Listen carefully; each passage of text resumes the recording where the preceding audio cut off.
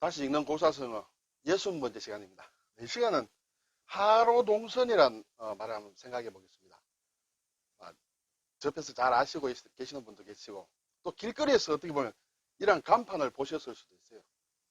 로자하고 선자는 자주 접할 수 없는 그런 글자입니다만 한번 볼까요? 하는 여름이란 뜻이에요. 여름하, 그렇죠? 로는 화로, 그러면 여름 화로란 뜻이죠. 동은 겨울, 서는 부채예요. 겨울 부채예요. 여름 화로와 겨울 부채는 때가 잘 맞지 않는 그런 것이죠. 네, 그것이 하나의 고사성어를 만들고 있습니다. 하는 여름이란 뜻인데 여러 가지 설명이 있겠습니다만 의관을 갖춘 사람의 모양이다. 네, 의관을 제대로 갖추고 있는 사람이다. 말하자면 문화인이다. 그렇게 얘기하는 사람도 있고 또는 여름 제사 때 탈춤을 추는 모양이다. 그렇기 때문에 여름을 뜻한다. 이렇게 얘기하기도 합니다. 의관을 갖춘 사람의 모양은 역시 중국 사람들은 자신들을 하족이라고 했습니다. 하나라고도 있었죠. 그래서 하화족 이렇게도 얘기하는데 어쨌든 제대로 의관을 갖춘 사람들이다. 그런 뜻도 될 수 있겠죠. 어쨌든 여름을 뜻한다. 아래쪽은 이렇게 발을 뜻하고 위쪽은 사람의 머리를 뜻하는 글자가 합쳐졌다. 이렇게 볼 수 있습니다. 로는 화로다. 네. 여기에는 화로므로 이제 불화가 들어갑니다. 여기 이 자는 사실은 며칠 전에 저희가 한번 다루었습니다만 그릇 이름 로다 이렇게 되겠습니다. 그래서 발음도 가지고 왔고 그릇을 뜻한다. 그릇은 일반 그릇일 수도 있고 또 경우에 따라서 이것이 이 자체가 화로를 뜻하기도 해요. 그리고 그래서 술집, 주막을 얘기할 수도 있고 여기에 흑토를 붙이면 목로 주점할 때 목로 그렇게 되겠습니다. 그래서 이것이 화로를 뜻하기도 하지만 더 분명히 하기 위해서 이제 불화자를 붙였다. 이렇게 되겠습니다. 좀 복잡한 글자죠. 자, 겨울은 동이다. 이 글자 자체도 천천히 온다는 뜻이에요. 사람이 발을 뜻하는 글자인데 그래서 나중에 온다. 나중에 오는데 얼음빙자예요. 얼음이 만들어지는 마지막에 나중에 오는 계절이다. 그래서 천하추동의 동이다. 이렇게 설명들을 하기도 합니다. 선은 이제 부채죠. 부채는 집호자 그리고 기도자입니다. 그렇죠?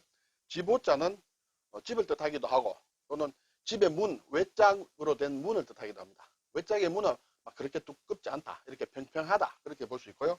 기선, 기두자는 새의 날개의 모양이다. 새의 날개는 비교적 이렇게 좀 얇다고 볼 수 있겠죠. 날개가 아주 두꺼우면 날기 힘들겠죠. 그래서인지 몰라도 이것이 합쳐져서 부채를 뜻한다. 부채는 어디 새의 날개와 같은 그런 느낌도 듭니다. 그래서 부채선이다. 이렇게 되겠죠. 국어사진 한번 볼까요? 보니까 제가 몇 가지 사진을 보고 좀 정리를 좀 했습니다. 첫째는 여름 화로와 겨울 부채. 글자 그대로입니다. 자, 그것이 이제 무엇을 의미하느냐? 격이나 철에 맞지 아니함을 이르는 말이다. 때와 맞지 않는다는 그런 것이죠.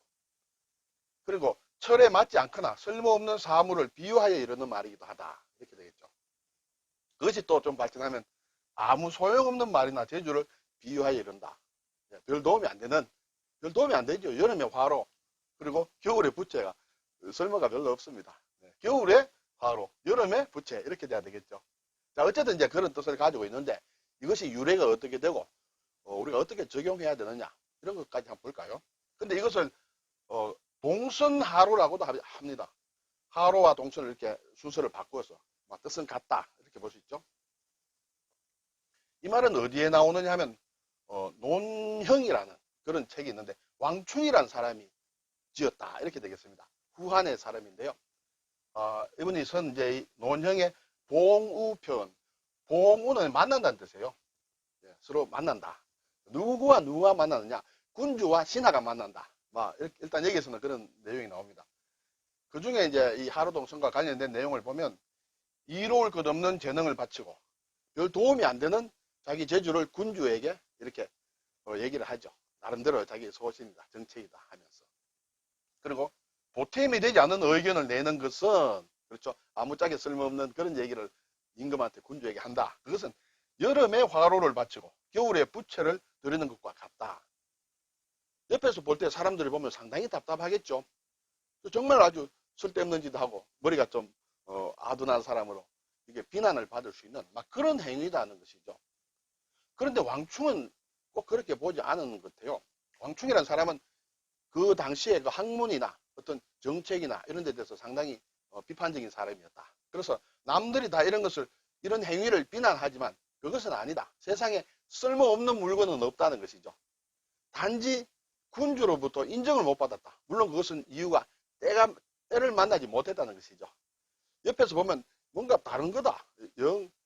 포인트가 어긋난 것으로 보이지만은 어쨌든 제대로 된 것이라도 군주가 노하면 이 사람은 이제 입신양명의 출세의 길이 이렇게 막히죠. 그렇지만 별 능력이 없어도 군주가 이쁘게 보면 이제 좀 사용을 받는 막 그런 것인데, 세상에 이렇게 몹쓸 것은 없다. 이렇게 막 그런 것을 왕충이 얘기를 했습니다. 그 내용이 이제 이게 나오고 문장으로는 이렇게 나옵니다. 문장까지 오늘은 뭐 시간도 그렇고 또 우리가 이런 내용 정도만 알면 되지 않겠느냐. 이것을 참고를 하실 분은 한번 보시고 또 검색도 하시고 공부하실 수 있으리라 생각이 됩니다. 자, 예를 들어서 어떤 물건이나 사람의 가치를 결정하는 것은 결정권자, 받아들이는 사람한테 있다는 것이죠. 예를 들어 어떤 사람에게 지금 이것처럼 여름에 화로를 줬다. 그때 대부분의 사람들은 노하겠죠. 아니 도대체 이 시기에 필요 없는 것을 왜 나에게 주느냐. 좀 이상한 거 아니냐. 이렇게 볼 수 있겠죠. 그렇지만 또 다른 사람은 보고 이 여름인데 화로 참 유용하겠었다. 이렇게 얘기하는 사람도 있을 거예요.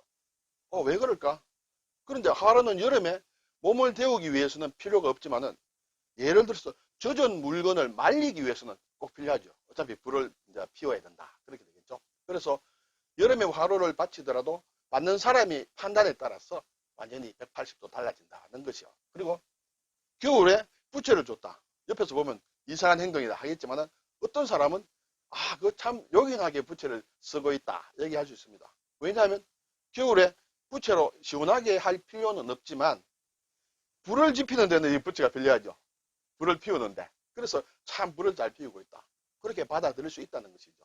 그래서 무용한 것은 없다라는 것이 이제 왕충의 얘기다. 이렇게 되겠습니다. 우리가 일반적으로 하로동수는 때와 맞지 않은 좀 어긋난 막 그런 것을 얘기하지만 더 한꺼풀 들어가게 되면 달리 생각할 수 있다. 이렇게 되겠습니다. 자, 이와 비슷한 말이 있는데 추풍선이라고 있습니다. 가을 바람에 부채다. 가을 바람이 부는데 부채 필요 없습니다.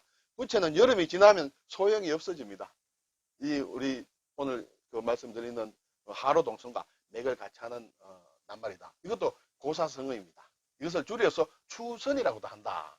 며칠 전에 제가 허풍선이라는 낱말에 대해서 한번 설명을 드렸는데 여기에 나오는 풍과 선은 같은 것이다.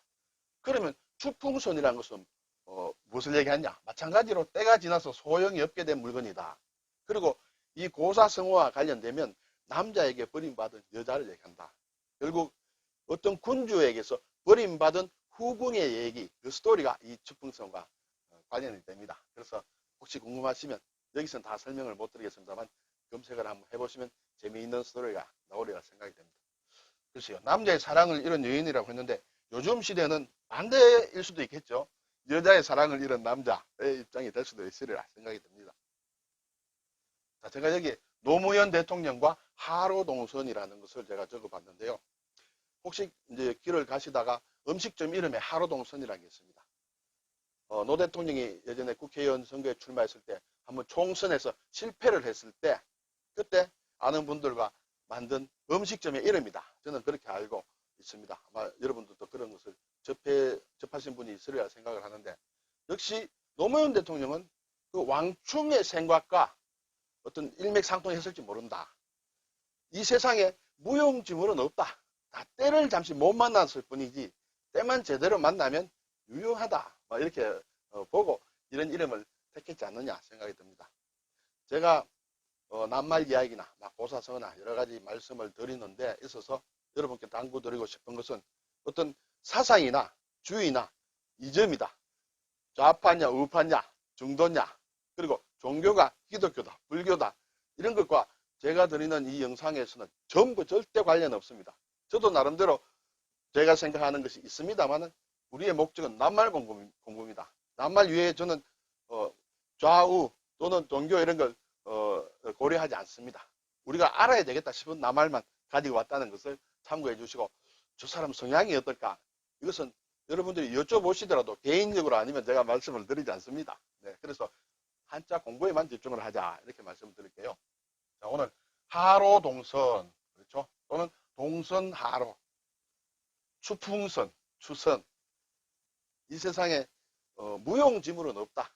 때를 제대로 만나면 다 훌륭하게 섬을 받을 수 있다. 지금 이 시대에 우리는 군주에 대해서 나를 써달라고 얘기하는 시대가 아닙니다. 나라는 그릇이 어떻게 쓰일 것인가, 하로 동선으로 쓰일 것인가, 그리고 그 때를 내가 어떻게 준비하느냐, 이런 걸 우리가 한번 생각해 보면 어떨까, 그런 생각이 들었습니다. 수고하셨습니다.